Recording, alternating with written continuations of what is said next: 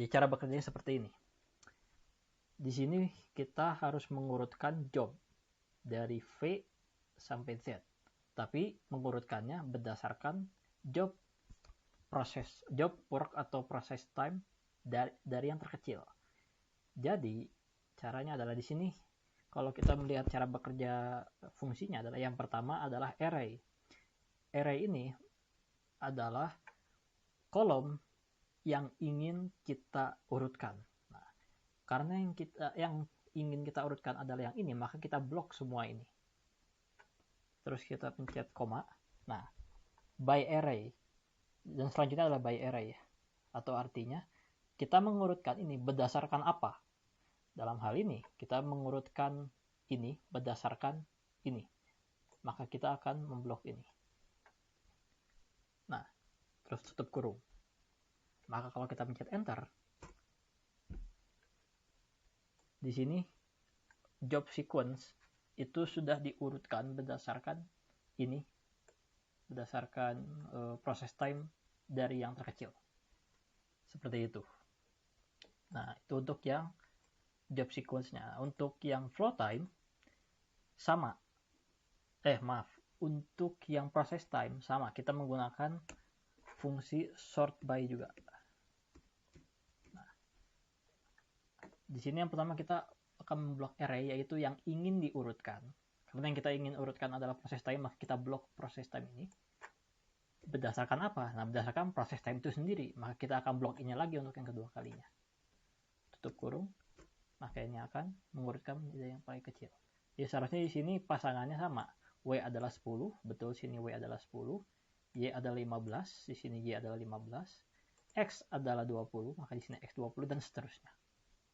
Begitu. Untuk job due date pun sama. Kita menggunakan fungsi sort by. Kita akan mengurutkan ini. Maaf. Kita akan mengurutkan ini. Bentar. Kok seperti ini sih? Ya, nah, kita akan mengurutkan ini berdasarkan job process time.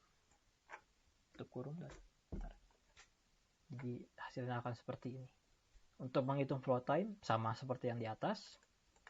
Untuk flow time proses pertama, maka angka itu sendiri. Selanjutnya adalah ini ditambah ini ditambah dengan ini. Sisanya bisa seperti ini kan. Ya. Dan untuk job lateness kita bisa menggunakan fungsi yang sama, tapi mungkin kita malas menuliskan fungsinya kembali. Jadi yang bisa kita lakukan adalah dengan mengcopy ini, kita paste di sini. Seharusnya fungsinya akan mengikuti. Ya, maka kalau kita copy seperti ini, angkanya akan sama, muncul seperti ini. Nah, selanjutnya kita bisa menuliskan seperti ini agar mudah dibaca. Y, X, V, dan Z. Ya, seperti ini. Nah, selanjutnya adalah sebenarnya untuk mengerjakan EDD dan LPT prinsipnya sama. Tapi mungkin yang membedakan adalah kalau tadi short processing time kita mengurutkan berdasarkan processing time terkecil, maka untuk yang earliest due date kita mengurutkan job sequence-nya berdasarkan due date paling kecil. Artinya kita bisa menggunakan fungsi sort by sama. Kita memblok semua yang ada di sini karena ini yang kita ingin urutkan. Tapi kalau tadi kita mengurutkannya berdasarkan processing time terkecil, sekarang kita mengurutkannya berdasarkan job due dates terkecil. Maka di sini sort by-nya adalah ini. Kalau kita enter, hasilnya akan seperti ini. Seperti itu. Sama halnya dengan yang lain. Sisanya mengikuti yang atas. Begitu prinsipnya. Sama yang terakhir untuk longest processing time. Di sini kita mengurutkannya berdasarkan processing time tapi dari yang terbesar. Kalau tadi kan dari yang kecil. Maka di sini kita menambahkan satu angka kecil, yaitu min 1. Min 1 ini menandakan bahwa kita mengurutkannya kebalik. Artinya kalau tadi kita mengurutkannya dari kecil ke besar, sekarang kita mengurutkannya dari besar ke kecil. Maka akan seperti ini processing time-nya ya. 55, 50, 20 dan 15 dan seterusnya. Ya. Sisanya mengerjakannya sama saja. Begitu. Nah,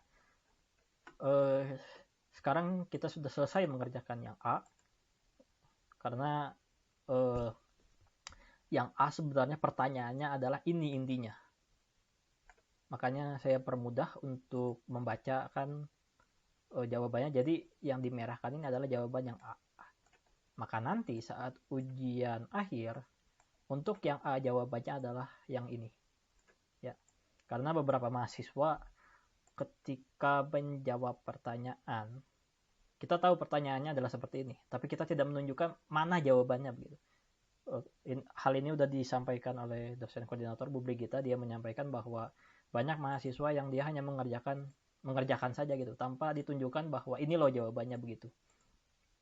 Jadi di sini kita sudah menuliskan jawabannya. Untuk yang A itu jawabannya yang ini, begitu.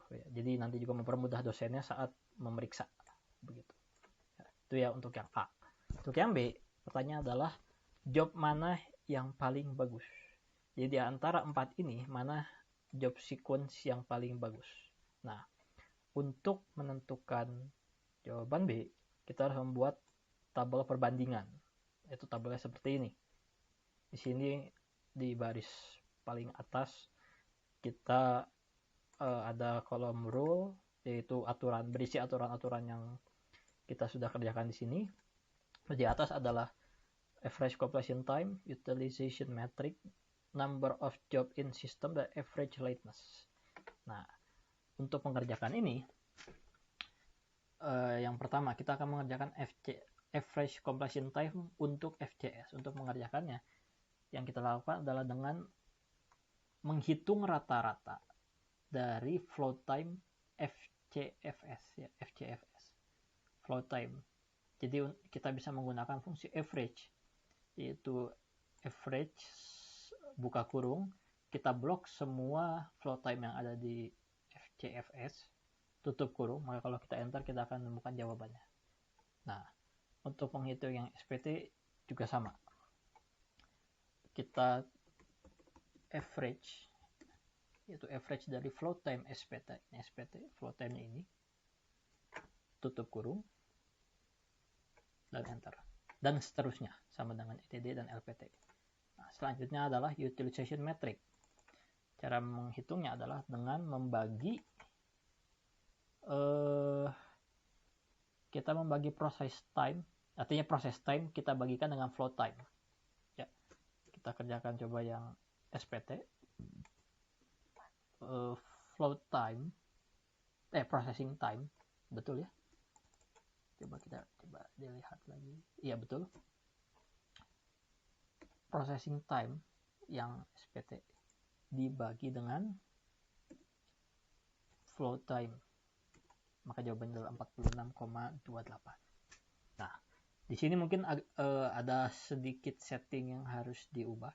Di sini kita setiap kali mengetik jawabannya dalam bentuk angka, sementara di sini dalam bentuk persen. Nah, bagaimana caranya? Nah, kita bisa lihat di panel ini.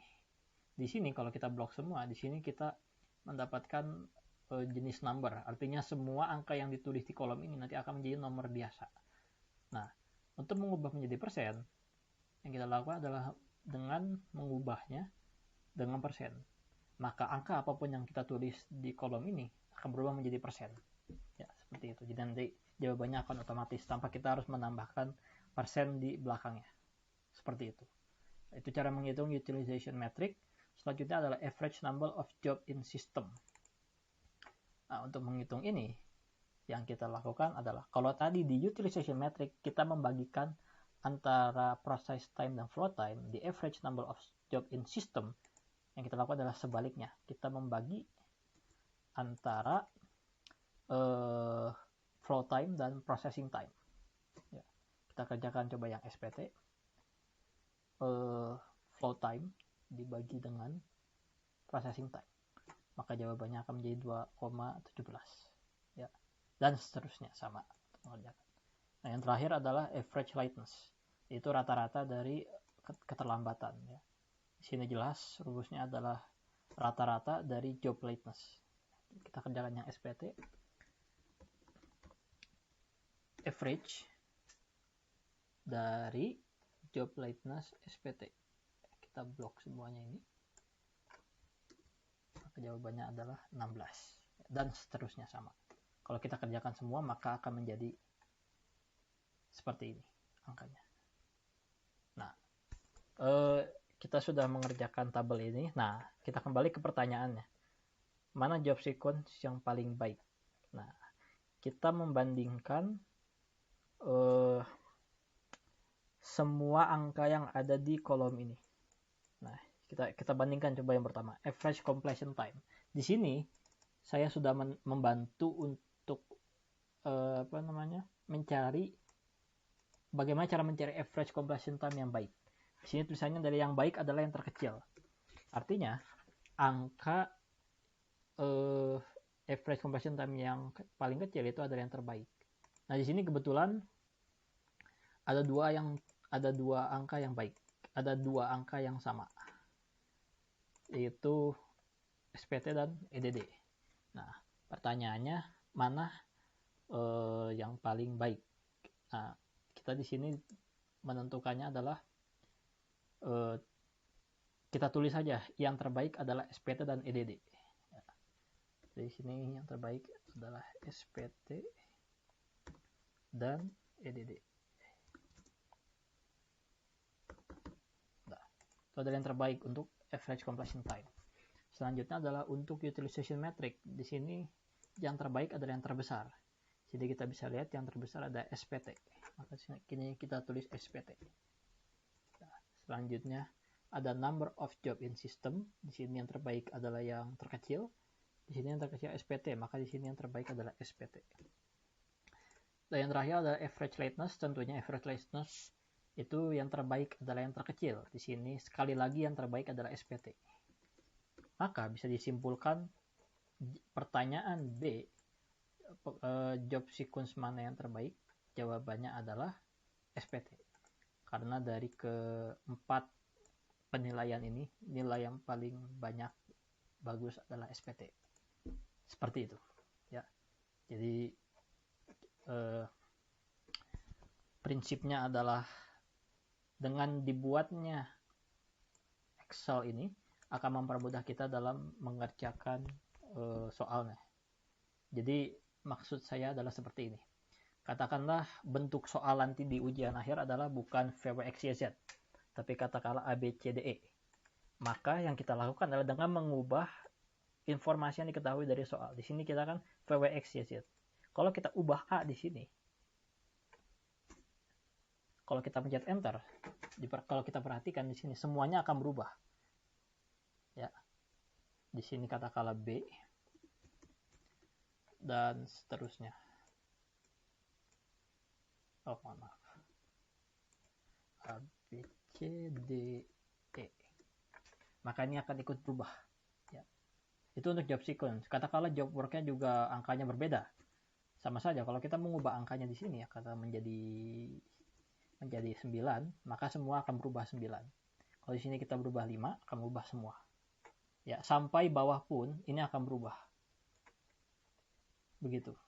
Jadi harapannya program ini, saya menyebutnya programnya akan membantu Anda semua untuk mengerjakan soal scheduling nanti di ujian akhir semester ya. Tentunya harapannya kalau soalnya sama begitu. Kalau soalnya berbeda mungkin kita akan harus melakukan sedikit modifikasi. Ya, seperti itu. Jadi semoga membantu dan terima kasih atas perhatiannya.